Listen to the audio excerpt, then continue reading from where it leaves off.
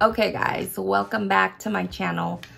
I know I've been MIA from this nursing channel for a little bit. It's just, you know, sometimes life gets the better of us. The kids went back to school and then we were having to adjust with that, and you know, the kids playing sports, and then I ended up having oral surgery, and then the holidays, I just kind of, you know, lost track. But I am back today with another video.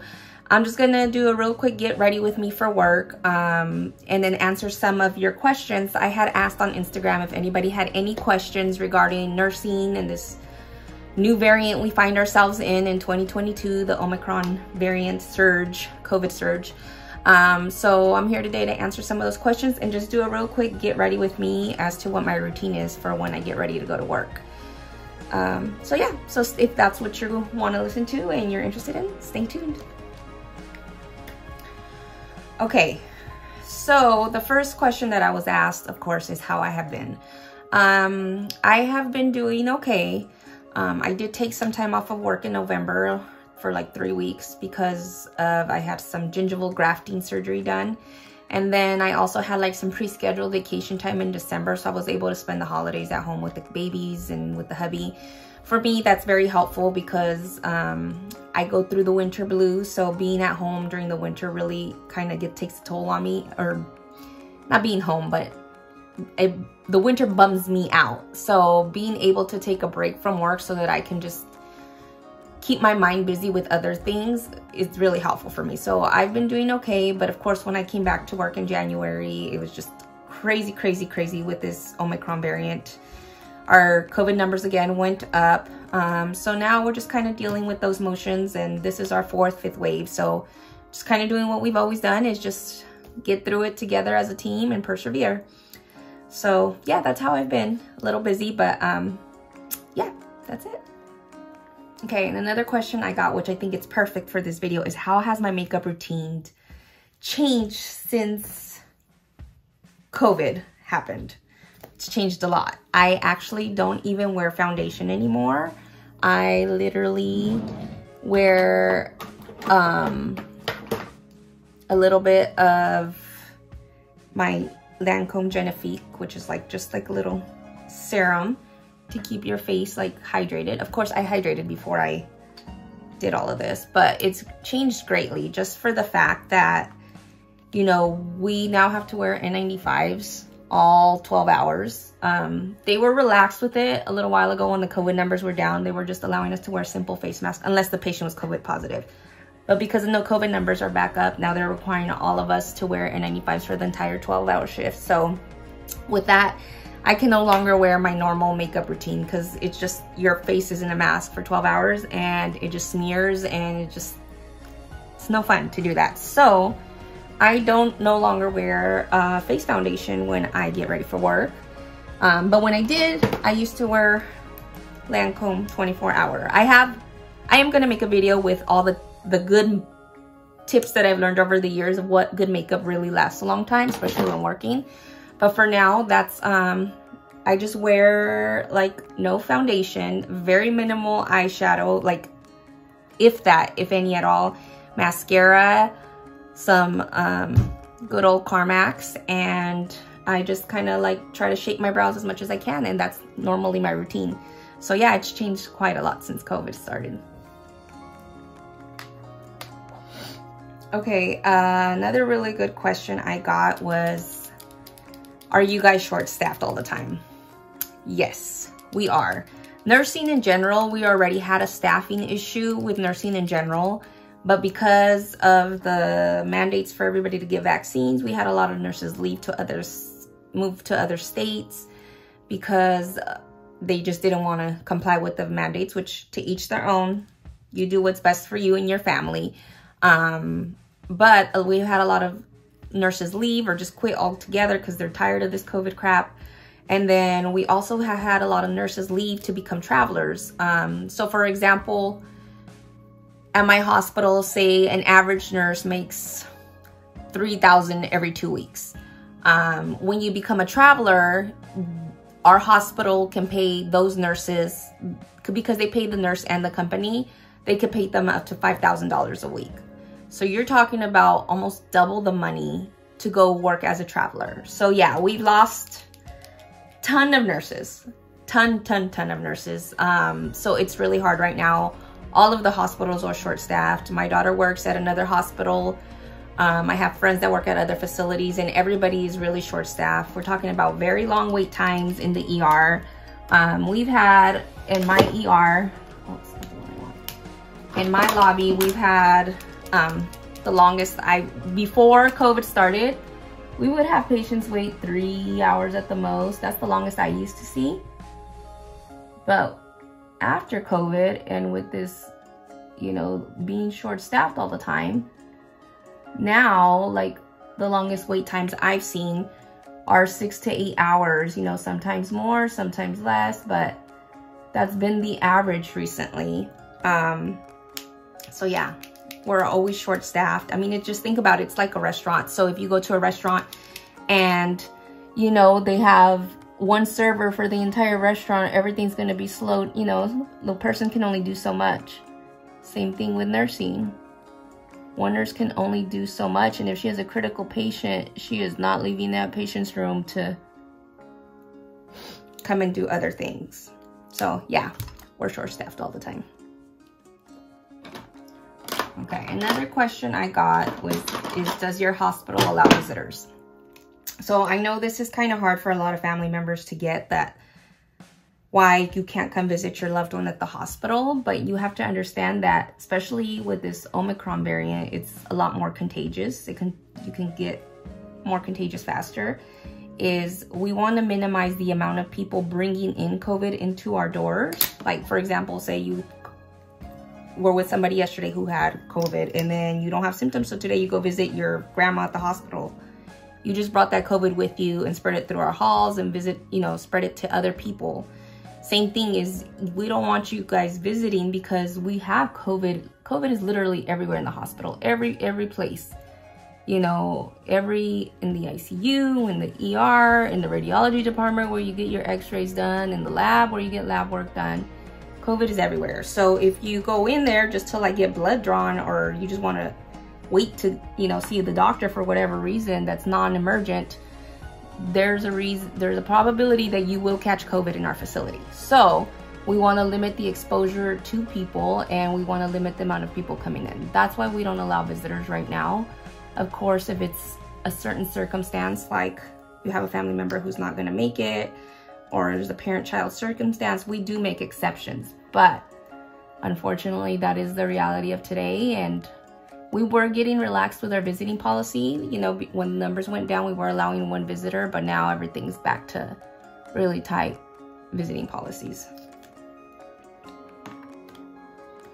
Okay, another question that I got that I thought was very good is, how do you know which variant you have? So unfortunately, like I work in the ER, so if you come to the ER, we will not know which variant you have based on your COVID test. All we test for is to see if you have the SARS, whatever COVID virus. If you're, you know, we do a quick antigen test, and if you do, you do. If you get admitted and you're like really sick, public health will come and they'll do further tests on the swabs to see which variant you have. But I can tell you, just from my own personal experience, that when people were getting sick with the Delta variant, they were coming in a lot sicker. I'm talking about young 30-year-olds needing to have oxygen. With this Omicron variant, we're seeing a lot more people come in, especially young kids. I don't know why. I'm seeing a lot more young kids, like toddlers and babies, testing positive.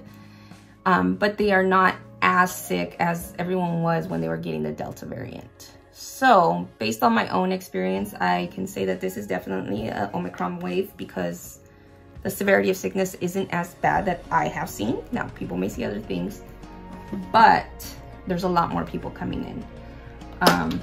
So yeah, that's how we know which, well, the public health ultimately is the only one who knows which variant you will have. But yeah, and they do further testing. And then another good question I got was, how do we know which N95 to use? Well, if you're not a healthcare worker, this you know, you may not know this, but most healthcare workers know that to get tested for, you have to get fit tested. So they put like this helmet on you and they spray this like sugary stuff and you taste it. And so then what they do is they put a mask on you and then they spray more concentrated like sugary spray. And if you can taste it with your mask on, that means you failed your fit test. That means that that mask is not going to protect you from droplets from TB or COVID or meningitis or whatever is out there. So we're required as healthcare workers to get this fit test done once a year. Because, you know, of course, some people gain weight, some people lose weight, some people grow a mustache, you know, all these things that can change how the mask fits to your face. So based on which mask your facility gives, and if you pass or fail the fit test, is how you know which N95 to use. Okay, another question I got was, do you think this wave is worse? I think it's not as bad as when Delta came, because I feel like more people were getting sicker with Delta. But this wave is worse as in the fact that a lot of people are getting sick, and, you know, we no longer have our COVID hours, at least here in California, where, you know, you got to get paid and stay home. So a lot of people are like struggling financially in that aspect. And a lot more people are getting infected. So a lot of people are missing work. They can't, you know, they lost their babysitters. And a lot of people are coming to the ER. Unfortunately, most people just, you know, they hear that, or they test positive for COVID at home, and they want to come to the ER to verify that they have COVID, which to me is, you have COVID, you have COVID. But a lot of people are not educated and know that most COVID cases, especially with Omicron, are mild.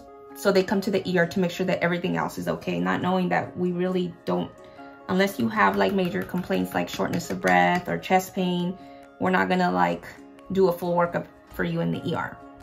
So it's worse that we're a little bit more impacted in that aspect. And people are just gonna having to wait very long times for medical care, you know? So it's worse in that aspect. And then, you know, it's worse for us employees because we just keep losing staff and losing staff and losing staff. Especially some are leaving to be travelers and some are just at home because they got COVID now. So we just have to suck it up and do the job of like 2 to 3 people. So, yeah. So another question I did get is, how often should I test for COVID? And I think that depends on what you want to test for. You know, are you testing because you were exposed? Unfortunately, with this Omicron variant, what I've been seeing is that patients who like like say I got in contact with somebody who had COVID yesterday, and then they came, and then I started having symptoms today. If I took a test today, it would not show positive. It's been showing positive like 3 to 4 days later after they've been in contact and showed symptoms. So I would say to people, if you have symptoms, to test on day 2 and then test again on day 4 and day 5, just to make sure that you don't convert, because I've known a lot of people who have converted after a couple of days with this Omicron variant. They're testing in later. So yeah, that's how I think you should do it, at least for now. And there's all these home tests, and now the government is giving you free COVID tests for home, so there's no excuse as to why you can't get a hold of at-home COVID tests. Okay, another good question I got is, how accurate are these tests? I think that at-home tests, if used correctly, like the directions tell you, are very accurate, in my honest opinion. I've actually myself have tested family members and they have come back positive, and then they go and get a PCR test and it's positive. So I think they are very accurate. You have to follow the directions to a T. And get very good about your swab. Like, don't be scared to get in there and just scrape off the side of the nose. Is there a chance that some could be inaccurate? I guess it depends, but the ones that I have used with family members who have been symptomatic and have known exposures usually come out pretty accurate. And same with you know, if they're negative, sometimes we get a PCR and they're negative. So I think, in my opinion, at-home tests are very accurate with COVID. Yeah, so. And then my last question that I got was, should I get my booster? In honest opinion, it's your decision. I'm not here to push vaccines on anybody. I think you should. Personally, myself, I had COVID over a year ago. I got fully vaccinated, and then I got my booster this year just to give me that extra layer of protection. I feel better knowing that, you know, especially, you know, we have to resume that life. We can't be locked up in quarantine forever. So in order for us to do this, I think it's the best option for everybody. Do it if you want to, do it if you don't. This is my opinion. My entire family is vaccinated, and we're all proud to be vaccinated. And we have a little extra layer of, we breathe a little easier sometimes, you know, than not knowing that, you know, knowing that we have that extra layer of protection. So it's up to you. Do you, boo-boo? Do you?